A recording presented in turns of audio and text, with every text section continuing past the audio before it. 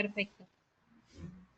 Bueno, buenas tardes. Vamos a dar inicio a la sesión de pósters del área temática 2. En esta tenemos, creo que son 5 o 6 trabajos del área temática. Por favor, van avisando a los autores que están presentes. Para este primer trabajo, dinámica espacio-temporal de las emisiones de óxido nitroso en plantaciones de nogal pecan del sudeste bonaerense. Entiendo que todavía no han entrado los autores. Así que pasaríamos al próximo trabajo y... no se está visualizando, Ana, no estás compartiendo. ¿No? Perdón.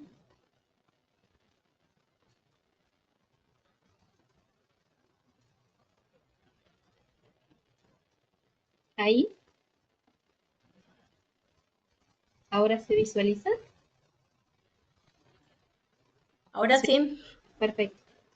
Bueno, el primer trabajo del área temática 2, dinámica espacio-temporal de las emisiones de óxido nitroso en plantaciones de nogal pecan del sudeste bonaerense. No sé si está Sebastián presente. Si no, vamos pasando al próximo trabajo. Este trabajo es variabilidad mensual del flujo de dióxido de carbono intercambiado por un cultivo de alfalfa bajo pastoreo en la provincia de Buenos Aires. ¿Alguno de los autores que esté presente?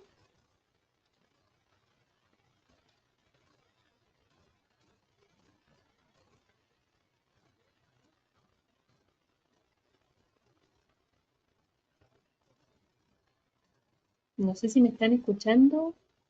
Sí, no los puedo ver. No están presentes, Ana. Bueno, pasamos al siguiente trabajo. Estimación de los requerimientos térmicos del pistacho para alcanzar la floración en San Juan, Argentina. Hola Ana, ¿qué tal? Buenas tardes. Yo sí Buenas estoy. tardes. Bueno, buenas tardes a todos. Les comento, este trabajo nace como una colaboración entre investigadores de distintas instituciones, entre ellas el CONICET, el Instituto de Agricultura Sostenible de la Universidad Nacional de Chilecito, la Agencia de Extensión Rural, el INTA Guaymallén, la Agencia de Extensión Rural también, el INTA 25 de Mayo, y las estaciones experimentales del INTA San Juan y la Consulta. Este trabajo nace a partir de la problemática de que queríamos determinar cuáles eran los requerimientos bioclimáticos para alcanzar floración en una variedad femenina de pistachos en la región núcleo de producción que en Argentina está al sur de la provincia de San Juan. La cuestión es que comparando con datos bibliográficos y los aportes climáticos de nuestra zona, no encontramos que hubiera una concordancia para poder desarrollar este cultivo en la región que efectivamente alcanza floración y es bastante productivo. Entonces optamos por una idea distinta a la de seguir normalmente la bibliografía y con esto tener por lo menos indicios de los requerimientos normales, que fue estimar cuáles eran las fechas más probables de acumulación de porciones de frío y posteriores grados hora de desarrollo para alcanzar floración. Para ello utilizamos regresiones PLS en bloques de 15 días y datos de fenología floral que fueron recolectados por el INTA San Juan durante un periodo de 10 años. Los resultados que obtuvimos fueron bastante claros y diferentes a los planteados por investigadores de otras regiones del mundo, por lo que la acumulación de frío en nuestra región se da entre los primeros días de mayo, en particular el 3 de mayo, hasta el 15 de agosto, y se requieren para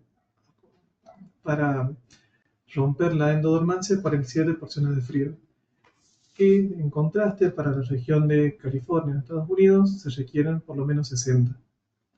Y por otra parte, en cuanto al requerimiento de grados hora de desarrollo con una temperatura base de 4,5 grados centígrados, en nuestra región la acumulación se da entre el 23 de agosto y el 15 de septiembre y se requieren 4.900 de estas unidades, para finalmente alcanzar una floración en promedio durante el periodo relevado el día 19 de septiembre. Lo que sí es interesante en la figura número 2 es que a pesar de que este sitio, a ver, las mediciones de fenología y de temperaturas ambientales fueron registradas con los mismos instrumentos y demás, hubo una cierta divergencia entre los aportes térmicos durante el periodo evaluado, lo que abre la posibilidad de que hay otras zonas también con potencialidad para desarrollar este cultivo. Entonces, como conclusión, estas son las primeras aproximaciones que tenemos respecto a los requerimientos bioclimáticos de esta especie y fue el primer paso para el desarrollo de mapas de aptitud que estamos por publicar próximamente. Muchísimas gracias. Si surgen preguntas, voy a pedir que por favor las vayan haciendo en el chat. De problema, luego podemos volver a retomarlas en función del tiempo que tengamos. Ahí se va a conectar Sebastián, porque estaba intentando entrar en webinar, entonces obviamente no ingresaba a la sesión. Perfecto. Bien. Entonces, volvemos al primer trabajo. ¿Ya está Sebastián conectado?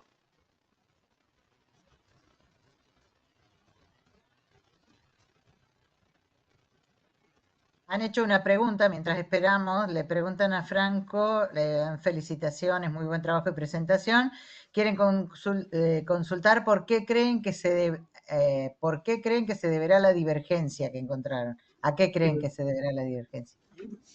A ver, esta divergencia a la que hacía referencia es respecto a las diferencias con los requerimientos bioclimáticos publicados por otros autores, ¿cierto? ¿O se refiere a este spread que hay entre las variables que hemos medido durante todo este periodo de tiempo que evaluamos? Rocío, si querés... Hola, ¿qué tal? Sí, un poco las dos cosas. Principalmente la primera, pero la verdad que lo segundo que planteas también es interesante. Bueno, vamos por parte entonces. Respecto a lo primero, estos requerimientos de frío invernal y posteriores temperaturas primaverales para alcanzar floración tienen dos componentes. Uno que es intrínsecamente asociado a la genética de la especie, que es un requerimiento de base, por decirlo de alguna forma. Pero también hay indicios, sobre todo en olivo, de que hay mecanismos de acomodación en estas especies, sobre todo adaptadas a climas áridos, donde el cultivo se va adaptando a la zona. Hay un artículo muy interesante publicado en Olivo donde evaluaron los requerimientos bioclimáticos para alcanzar floración en clones de olivo cultivados en zonas de climas contrastantes, particularmente en la península ibérica y otra parte del experimento se realizó en las Islas Canarias. La cuestión es que, manteniendo la misma genética, ambos clones alcanzaban floración. Dicho de otra manera, parte de estos mecanismos adaptativos incluyen la acomodación al ambiente en el cual está siendo cultivada la especie. Y en parte nosotros creemos que está relacionado estos requerimientos distintos que nosotros encontramos para el pistacho en esta zona respecto a otras zonas de cultivo como Irán o Estados Unidos. Por otra parte, también existe una problemática que es un poco más compleja de resolver, y es que los modelos de estimación de frío invernal, tales como el modelo dinámico, no funcionan igual en todos los sitios, sobre todo en el centro de Argentina, donde algunos eventos meteorológicos de gran importancia, como el viento sonda, no pueden llegar a ser captados del todo por estos modelos, lo que reduciría bastante la cantidad de porciones de frío que está estimando, por no decir que está subestimando el frío que en realidad tenemos como oferta ambiental. Respecto a lo otro, de estas diferencias durante el periodo que fue evaluado, los aportes meteorológicos de la zona, los años son bastante variables en nuestra región y son altamente influenciados por los eventos Niño y Niña. De hecho, con la presentación que hice antes, nosotros planteamos que encontramos una reducción en la oferta de frío ambiental para Catamarca, La Rioja, San Juan y parte de Mendoza en años niños fuertes que oscila entre el 25 y 30%. Muchas gracias. No sé si eso responde lo que consultaba Rocío. Y Sí, ahí sí, entró sí. el autor del primer trabajo. Buenísimo. Bueno, Muchas gracias, Franco, muy interesante lo que están trabajando. Gracias. bien. Pasamos al trabajo dinámica espacio-temporal de las emisiones de óxido nitroso en plantaciones de nogal pecan del sudeste bonaerense. Sebastián. Sí, buenas tardes, Ana, ¿qué tal? ¿Qué tal a todos? Buen día. Buenas tardes, perdón.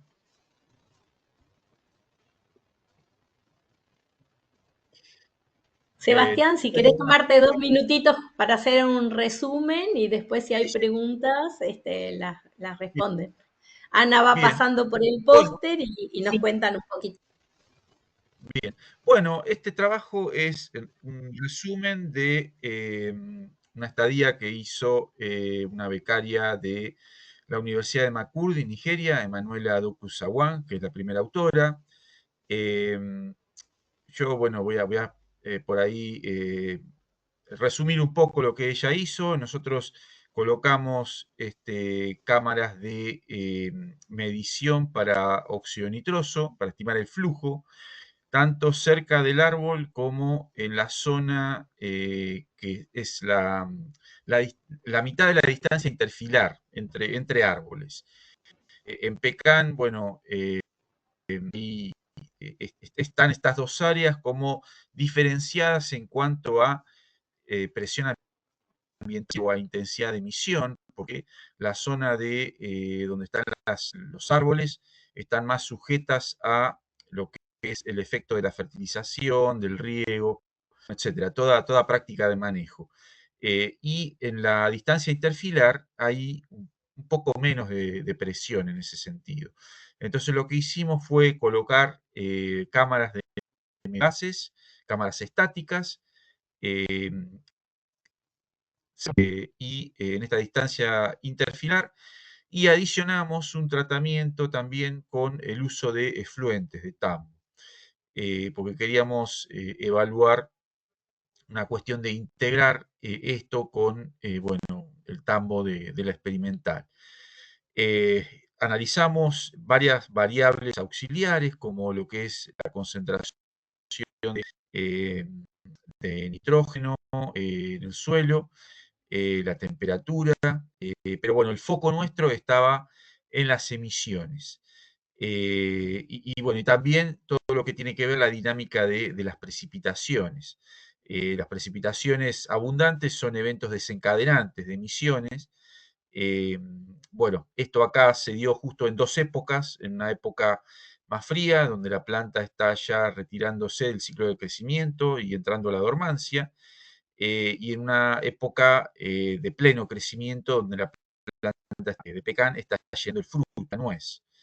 Y vimos situaciones por ahí un poco contrastantes en el invierno, donde no había por ahí mucha demanda de la planta y la planta se estaba retirando, o se estaba entrando en la dormancia, perdón. Vimos un poco más de emisiones, bastante más emisiones, que en el ciclo de pleno crecimiento, donde además coincidió con un periodo seco. Eh, y bueno, en lo que respecta de la conclusión va un poco de eso, ¿no? Que eh, tiene que ver un poco con el trade-off o con eh,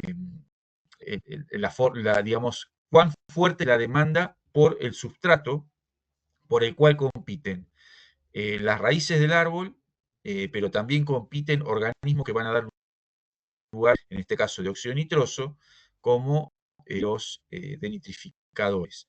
Y que esa competencia se torna más tensa durante los periodos más secos. Y donde hay un poco más de humedad, bueno, y la planta no tiene tanta demanda, se torna un poco más relajada y da lugar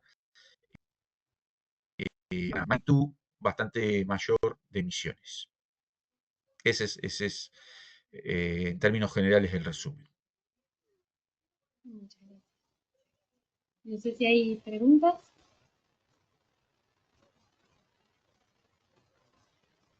o en el chat. Pasar al siguiente de Sebastián, Ana, así En recuperamos un poco en este el otro tiempo. NAT.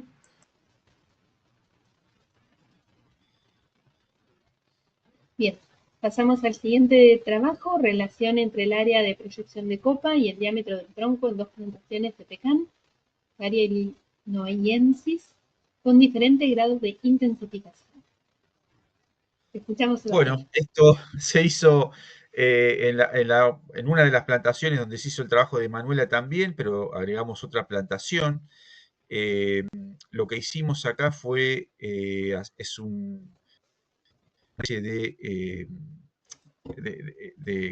donde confluyen 3 años de datos de lo que es estimación del área de copa a través de drones. Lo que nosotros hicimos fue hacer vuelos de dron durante los abriles de cada año, donde ya la copa está definida, y bueno, estimar eso a través de ortos con los vuelos de los del dron, y en esta ortofoto a la copa delimitarla como polígono, y generaba datos de metro cuadrado del área de copa, y lo relacionamos con otra medida gasométrica es el diámetro a la altura del pecho. Nos parecía que era algo interesante porque se trata de una relación bidireccional. En la medida que el árbol genere un tronco más grueso, va a generar una copa por ahí más amplia, pero al mismo tiempo la copa más amplia da lugar a una mayor captación de fotosintatos, y a una mayor adquisición de reservas en ese sentido, lo cual terminaría engrosando el tronco de última. Así que hicimos ese tipo de relación para cada año, y nos dio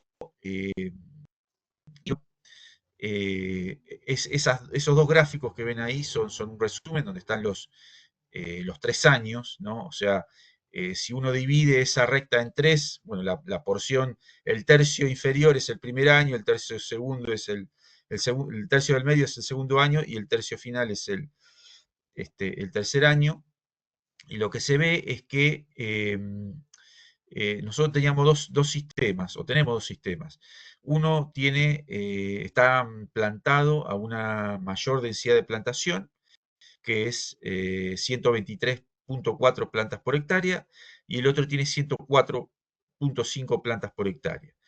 En el sistema que está la plantación a menos densidad, la copa, digamos, lo que es el incremento de metro cuadrado de área de copa, hace que el tronco se engrose a una tasa mayor en comparación con el otro, de lo cual nosotros hipotetizábamos o discutíamos que eso se debe por ahí al relajamiento de la competencia interplanta. Y bueno, encontramos otras correlaciones con elementos de suelo que no están en este póster, de carbono o la concentración. Pero bueno, este póster lo enfocamos exclusivamente en lo que es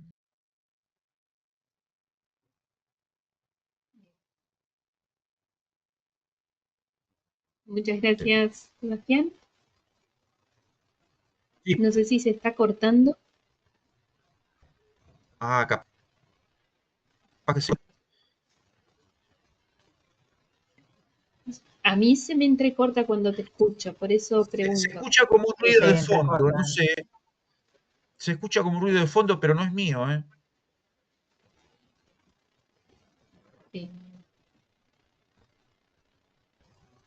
Bien, ¿Me escuchan? pasamos. Iván Álvarez, ¿podría cerrar tu micrófono, por favor? Gracias. ¿Tenías otro trabajo más, Sebastián? No. Estos dos nada más. Bien. Gracias, Sebastián. Si aparecen consultas Gracias. en el chat, después se responden por ahí o en forma personal. Ahí hay una pregunta de Franco, mira. Sí, dice si A ver. encontraron alguna relación entre las variables evaluadas con la poda. Sí, tenemos que evaluarla. En realidad no es que nosotros hicimos ensayo de poda, sino que hay una diferencia en los lotes en grado de lo que en lo que respecta a intensidad de la poda. El lote y en los sistemas también, porque el lote que está a mayor densidad es un sistema de vaso retardado, mientras que el otro es un sistema de vaso. ¿Por qué pasó esto? Porque en el lote de mayor densidad las plantas estaban yendo muy alto. Balcarce es una zona muy ventosa y notamos que el sistema de conducción de eje central puede no ser tan conveniente para esta zona. Entonces lo llevamos a ese otro sistema, digamos, de vaso retardado, cosa de que la plantación no tenga, o las plantas individuales no tengan ningún daño de resquebrajamiento por el viento. En cambio, en el otro sistema, el de vaso, las plantas, los árboles resistían mejor el viento, así que quedó como se planteó originalmente. Al mismo tiempo, el primer sistema, el proyecto inicial, yo no inicié esto, lo inició el ingeniero Mario Galetti, había sido llevarlo hacia un sistema silopastoril. Pero bueno, no se llegó a eso, entonces estamos como en una etapa de medio de transición intermedia. Yo tomé estos lotes a fines del año 2019, cuando Mario se jubiló. No sé si eso responde a la pregunta. Sí, perfecto. Muchas gracias. Bien. Si no hay más preguntas, pasamos entonces al próximo trabajo, intercambio de carbono en 2 sistemas productivos de La Rioja. No sé si está Patricia presente.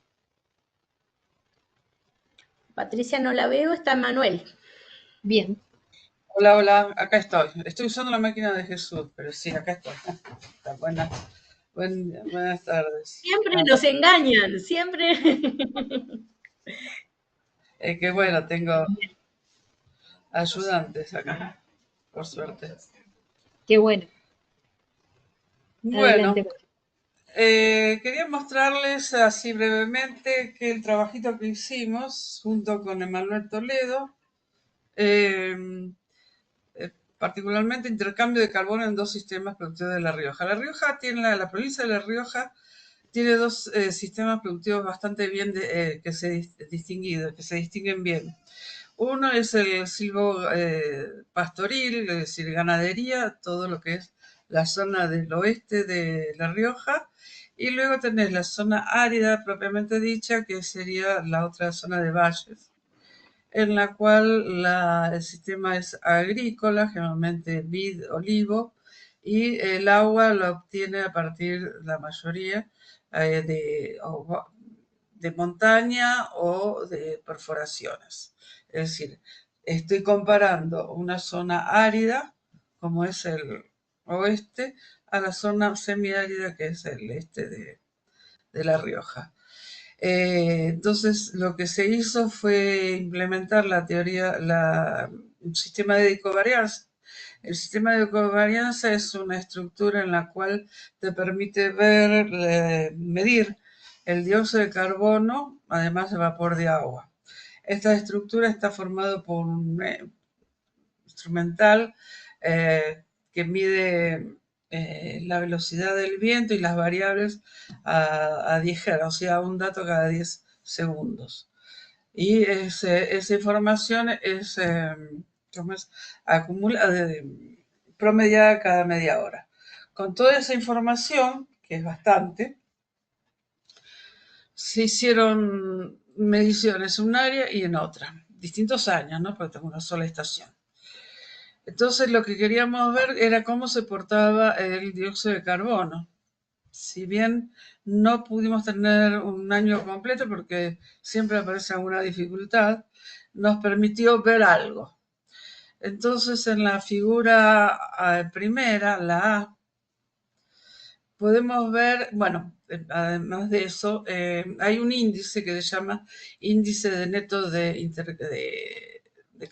neto de carbono, NEE, que permite hacer la diferencia entre la cantidad de dióxido de carbono que es absorbida por la planta menos la cantidad de carbono que es emitida por la planta.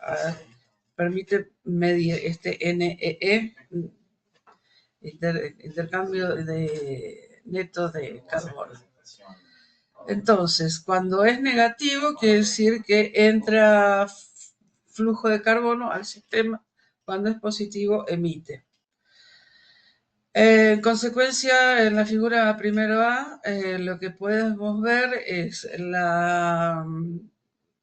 índice a través del año, o de los meses que teníamos. Y es claro que esto es de olivo, es claro que el olivo en este caso es todo sumidero, o sea que existe sumidero de carbono para este tipo de plantación, salvo esa precipitación que usted ve en esa barrita, en la cual permitió que haya una pequeña sumidero, o sea que NE se hace positivo. Es decir, al hacerse NE positivo, se hace sumidero. Si tenemos la figura B, en la cual es el buffer es una pastura exótica que es utilizada ahí en la zona esa.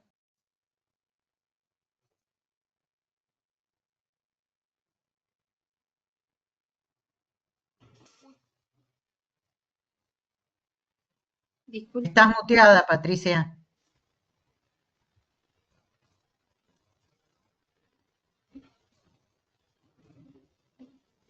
¿Desde cuándo estoy muteada? Ah, perdón. Cuando empezaste a hablar de la pastura de buffer. Perdón. La pastura de buffer, entonces, es usada mucho en la ganadería en la zona oeste. Y es una zona semiárida, o sea, tiene lluvias, tiene más lluvias, tiene alrededor de 400 milímetros de lluvia durante el año. Lo que sucede acá, si bien tiende a ser sumidero, cuando existe eventos de lluvia importantes, por ejemplo 40 milímetros, 30 milímetros, se ve acá en el otro lado la precipitación, tiende a ser sumidero, o sea que emite dióxido de carbono. Y acá hubo una época de sequía que también favoreció la emisión de dióxido de carbono. En la figura de abajo, la 2A, tenemos el olivo, en la cual el intercambio neto de carbono lo comparé con la evapotranspiración. Y se ve bien que a mayor transpiración, menor sumidero. ¿Sí? O sea, tiende a... es decir, siempre es sumidero el olivo. En este caso se hace menos sumidero, pero no llega a ser, salvo en este punto que hay acá, que por una precipitación muy alta llegó a ser fuente de carbono. Al contrario de lo que vemos en el buffer.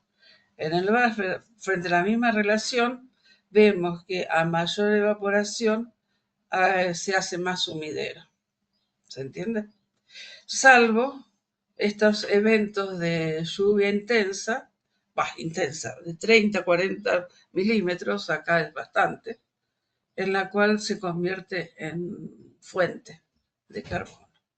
Muy posiblemente por efectos de degradación de la materia. Bueno, eso fue lo interesante, que de alguna forma pudimos constatar que en ambos sistemas son sumideros, pero que la precipitación involucra mucho que esta cambie a fuente de carbono.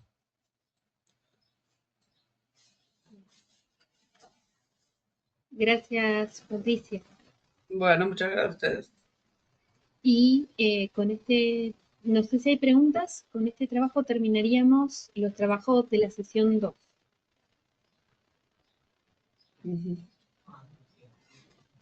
Bueno, gracias.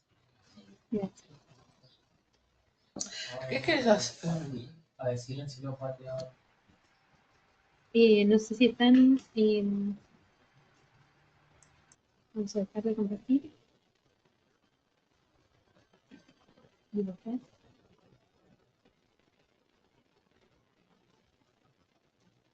No sé si todavía están presentes.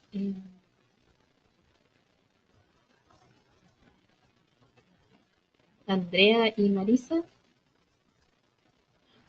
Sí, estamos, Ana. Ya estamos, Ana. ¿Qué Bien. necesitas? Pasamos a la siguiente área temática. Sí. Perfecto. Sí, porque Entonces, en un ratito empieza la otra, la Ya conferencia. empieza la conferencia. Sí, Claro. y ahí tendríamos que cortar. Sí. Sí. Perfecto. Sí. Perfecto. Hasta 2:30 va la sesión, ¿sí? Y Perfecto. después. Entonces, pasamos a compartir la sesión en el área temática 4. Vamos a agrandar un poquito.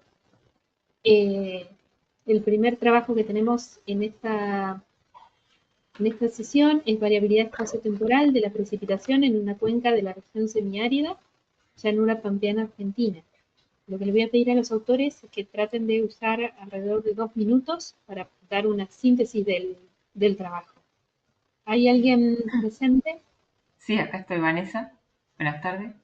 Buenas tardes, Vanessa. ¿Qué Adelante. tal? Bueno, les hago un breve resumen. Este trabajo se realizó sobre la cuenca del arroyo Chasicó, que se encuentra en una región de clima semiárido subhúmedo al oeste de la provincia de Buenos Aires.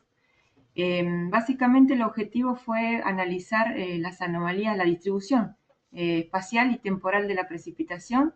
Se utilizaron datos de reanálisis del proyecto NASA Power y a partir de ello se determinaron valores normales para aplicar la fórmula de determinación de anomalías anuales y encontrar algunos años anómalos negativos y positivos. También se utilizaron estas grillas de datos para hacer mapas mediante SIG por interpolación de la distribución de la precipitación en esos años que habían sido hallados como anómalos, que fueron más que nada el 2008 y 2009 para lo que es anomalía negativa y 2001 y 2004 para lo que es anomalía positiva. Lo que se encontró que durante esos años la distribución espacial fue homogénea en toda la cuenca, es decir, la anomalía se dio en toda la extensión, que es de aproximadamente 4.000 kilómetros cuadrados. Entonces se determinó que la variabilidad espacial, a nivel espacial la distribución de la precipitación es homogénea, mientras que se encontraron numerosas anomalías a lo largo del tiempo. Esta serie de datos, la sensibilidad de la serie de datos fue contrastada con datos de prensa en los cuales estos eventos anómalos fueron identificados y también donde se describieron las consecuencias sociales, económicas y ambientales de estos periodos extremos. Así que bueno, en conclusión, pudimos evaluar cuantitativamente la cantidad de anomalías halladas en el periodo 1982, perdón que no lo había dicho, al 2022, y cómo es esa distribución del parámetro en cada uno de los años. Muchísimas gracias. Gracias a usted. Gracias por la presentación. Bueno. No sé si hay preguntas.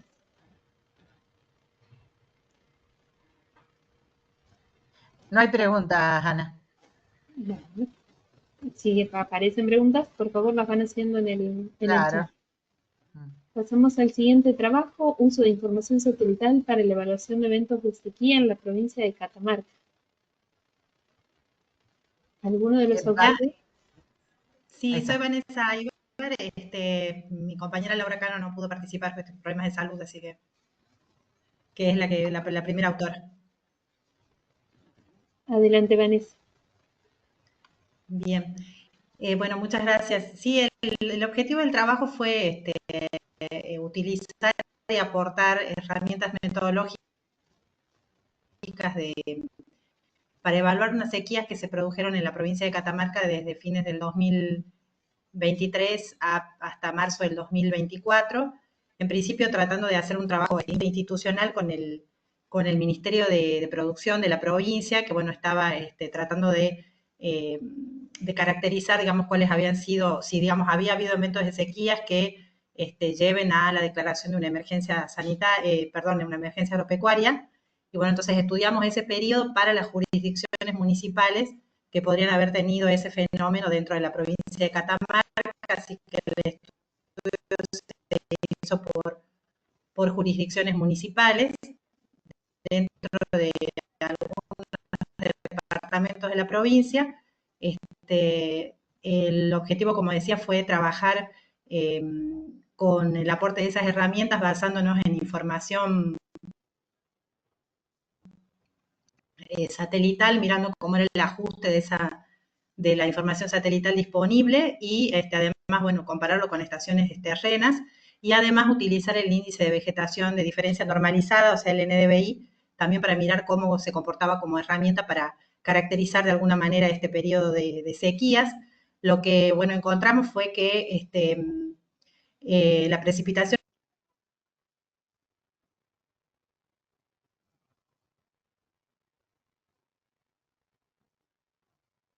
Vanessa, no se te escucha. Me parece que se quedó así. Ahí está. Tiene poca señal. Por ahí si bajas la cámara, Vanessa, se te escucha mejor. Bien. ¿Ahora me escuchan? Sí. Sí. ¿Sí? Bien, bueno, les comentaba que con ajustes de R cuadrado relativamente bajos, de igual manera las tendencias comparadas con la estación terrena que hay en uno de esos departamentos era interesante, digamos, porque las tendencias eran similares en cuanto a incrementos o bajas en un periodo que estudiamos desde el año 2000 al 2024, y en el póster particularmente mostramos lo que son las anomalías de precipitación acumulada de noviembre a febrero para ese periodo de 2000 a 2024 con respecto a la información de CHIRPS, y lo que vemos es que es muy marcado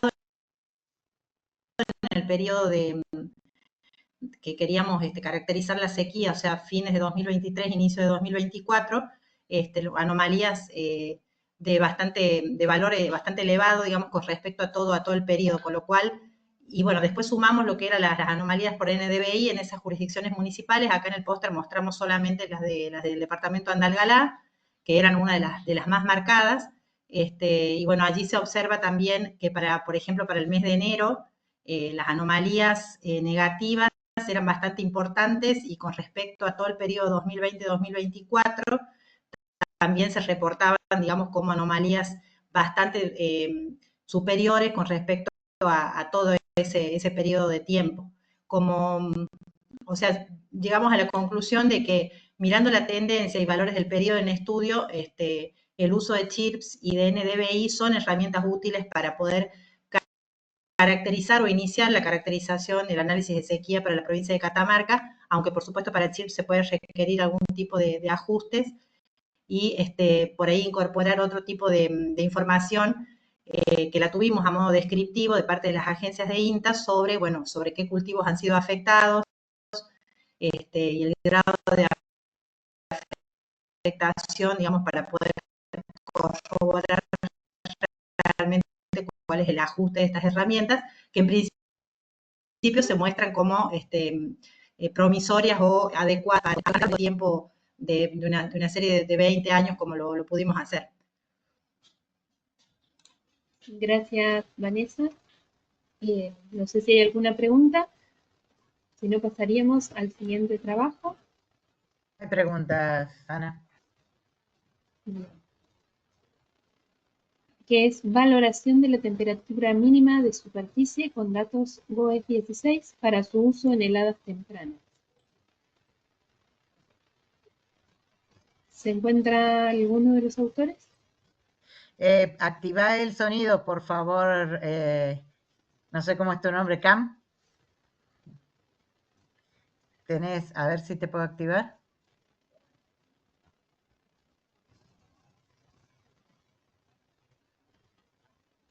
Acá. Ahí desactivate, a ver. Ahí está. Ahí está. no tenía el botoncito. Sí. Bueno, lo hago muy resumido. El trabajo es parte del servicio meteorológico. Lo arrancamos en conjunto con la Oficina de Riesgo Agropecuario a través de un pedido de ellos.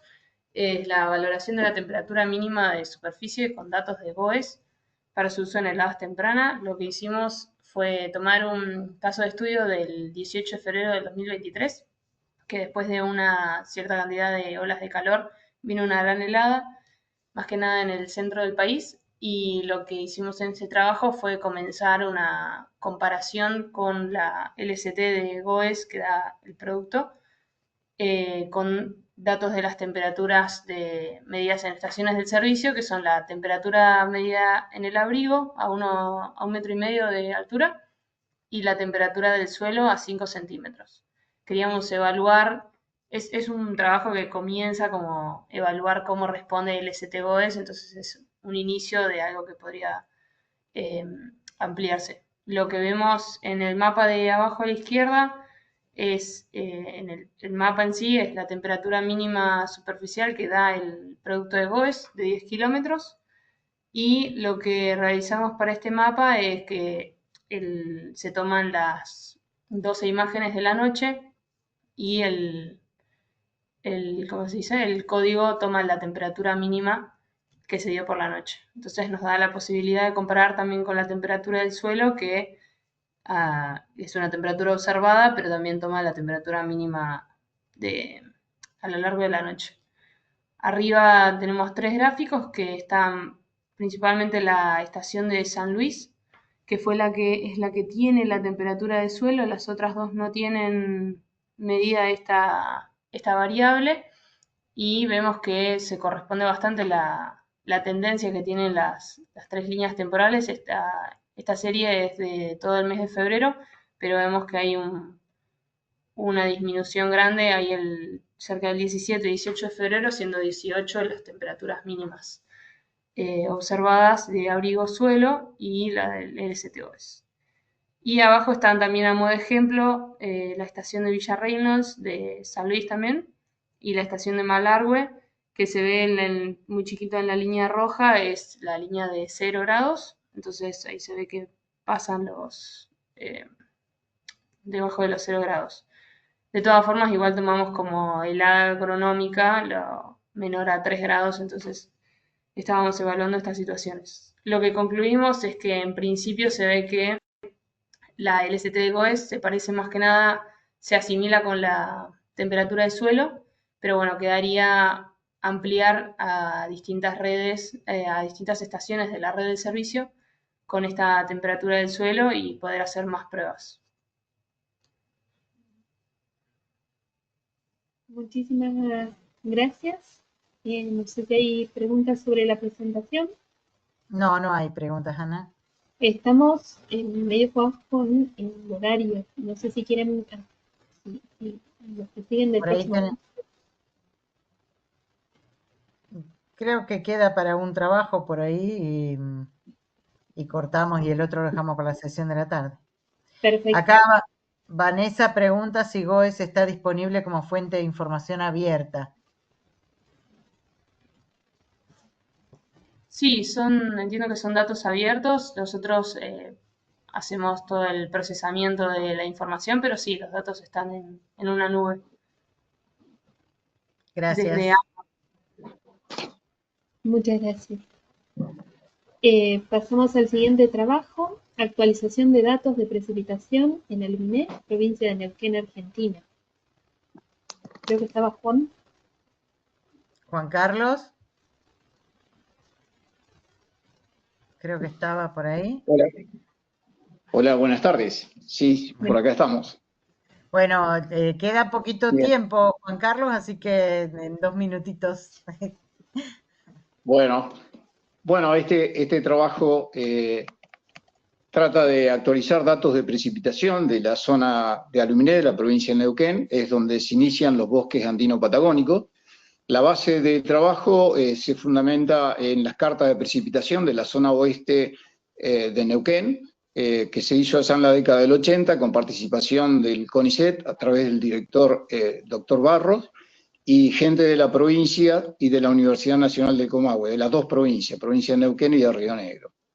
En esa oportunidad el trabajo se hizo sobre latitudes de 38 a 41, casi 39 a 41, longitud de 68 a 71 y del periodo 72 al 81. En esta oportunidad, desde la universidad, lo que queríamos es actualizar, tratar de actualizar esa información, pero además adecuar la metodología a esta nueva posibilidad de utilizar datos meteorológicos de aquel momento con modelos estadísticos y análisis geoespacial para justamente aplicar este conocimiento a la gestión y conservación de los humedales. Se tomó una cuenca, una subcuenca en particular del río Aluminé. La subcuenca se trata del arroyo Piljunco, que está prácticamente muy cerca de las nacientes del río Aluminé, que tiene una altura máxima de alrededor de 2.000 metros y una desembocadura del orden de los 900 metros de altura. En realidad lo que se desarrolló es que se pusieron 16 estaciones bases con información del 72 al 81, información meteorológica, y se analizó ahí la tendencia y la relación entre las variables predictoras, que se tomaron como variables predictoras la latitud, la longitud, la altura y la exposición, el cuadrante de exposición.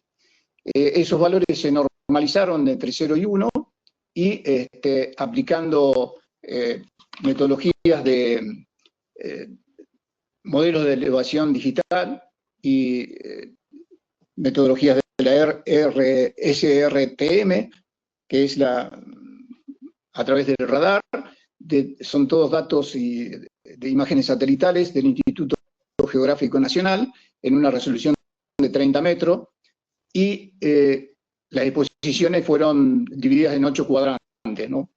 Se utilizaron modelos lineales y polinomiales hasta tercer grado, y se usó en su validación un criterio de Akaike para poder valorar la calidad relativa del modelo, y se evaluaron los residuos y se diagnosticó por regresión con el uso del software R y QGIS. En realidad lo que obtuvimos fue una mejora sustancial de la información que habíamos generado en la década del 80, porque en aquel momento la validación se hizo 4 minutos por 4 minutos, eso significaba alrededor de 5 kilómetros por 5 kilómetros. Allí se evaluaron alturas medias, exposiciones medias, y ahora con esta metodología la resolución es 0,5 kilómetros por 0,5 kilómetros. Por lo tanto, nos dio un coeficiente de determinación aplicando la fórmula de generación de precipitación, donde interviene justamente estas distintas variables que he mencionado, latitud, altura, longitud y exposición, en distintas situaciones, básicamente en interacciones cúbicas entre latitud y longitud, y altitud fueron significativas. Por lo tanto, obtuvimos un coeficiente de determinación ajustado del orden del 65%. Y las exposiciones mostraron un efecto muy significativo. En aquel momento también las analizamos, y ahora esto se hizo con esta resolución que les digo, porque hay una componente del oeste muy importante. Allí aparece la ecuación que utilizamos, y verdaderamente obtuvimos una explicación mayor de la precipitación, en particular en los entornos de los mapas de cartas de precipitación que elaboramos en aquel entonces. Las 16 estaciones muestran prácticamente toda el área que les dije, de los 39 hasta los 41, pero ahora se analizó justamente esta subcuenca que está prácticamente en los 39 grados de latitud y 71 grados de longitud.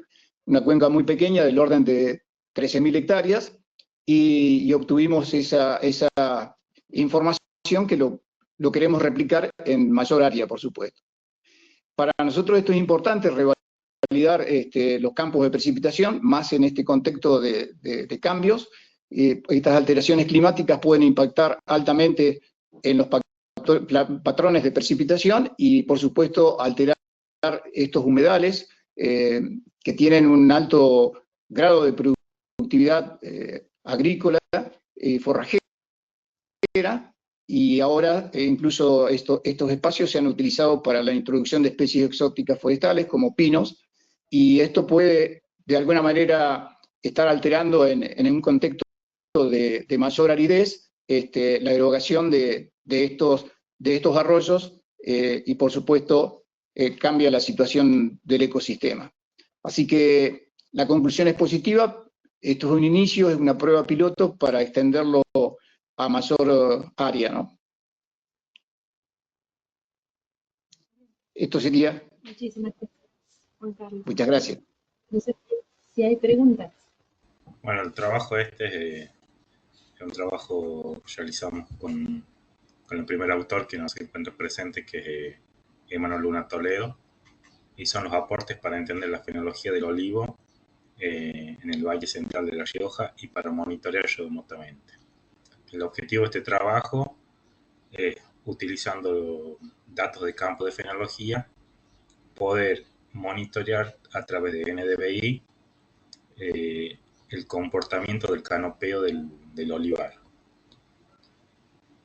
Bien, este trabajo se realizó en una finca de acá del valle, que sería el Valle Antinaco Colorado, ubicado en la provincia de La Rioja, en un cultivar de olivo de 8 años de edad.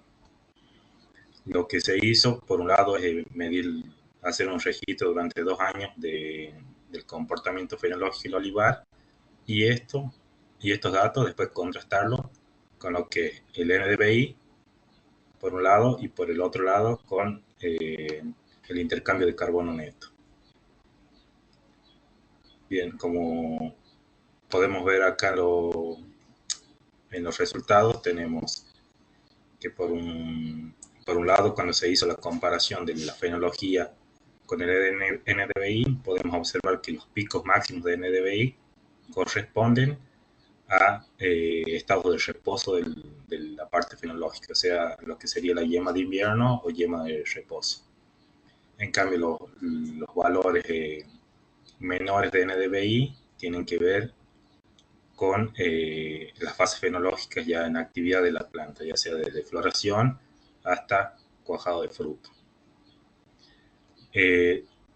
También algunas cosas interesantes que vimos durante este estudio fue que el NDVI se comporta cuando no hay presencia, mejor dicho, de los estados fenológicos. Por un lado hay un aumento del NDVI y por el otro lado se da un aumento cuando se produce las podas, que no están bien marcadas acá, pero ahí cuando se producen picos de poda hay una bajada del NDVI y después un aumento. Eso está directamente relacionado porque como son índices de vegetación, lo que nos está mostrando el sensor MODI es la reflexión de lo que sería el crecimiento vegetativo. Esto se dio de similar manera tanto en la temporada 2012-2013 como 2013-2014. Y en ambos años se hizo en un cultivar de arbequina, pero en 2 lotes distintos para contrastar lo observado. También después se hizo, por otra parte, una correlación con lo que sería el intercambio de carbono neto, donde se observó en primer lugar que el cultivo del olivar es sumidero de carbono, y en segundo lugar se observó que los picos de máximos sumideros se dan también en la época invernal, y coincidiendo también con las etapas fenológicas de reposo, de yema de reposo, y los valores de mínima o de menor intercambio de carbono neto se dio en las etapas fenológicas activas, desde floración hasta cuajado de fruto. Entonces, como conclusión de esto, en primer lugar, teniendo en cuenta la fenología versus el NDVI, observamos que los picos de NDVI se dan en la etapa de reposo fenológico, donde está la yema de invierno. Entonces, lo que podemos observar también es que en esa etapa nosotros, desde las imágenes satelitales, podemos ver cómo el comportamiento de las etapas fenológicas se van dando en función de los patrones de NDVI. Y en segundo lugar, en la otra correlación de la fenología con el intercambio de carbono neto, podemos observar también que los picos de máximo de sumisión máxima de carbono se da también en la época de invierno, y los menores valores, las menores capturas de carbono se da en la época primavera-verano. Bien, eso ahí, con esto ya concluiríamos el ensayo que se realizó en el cultivo del olivar.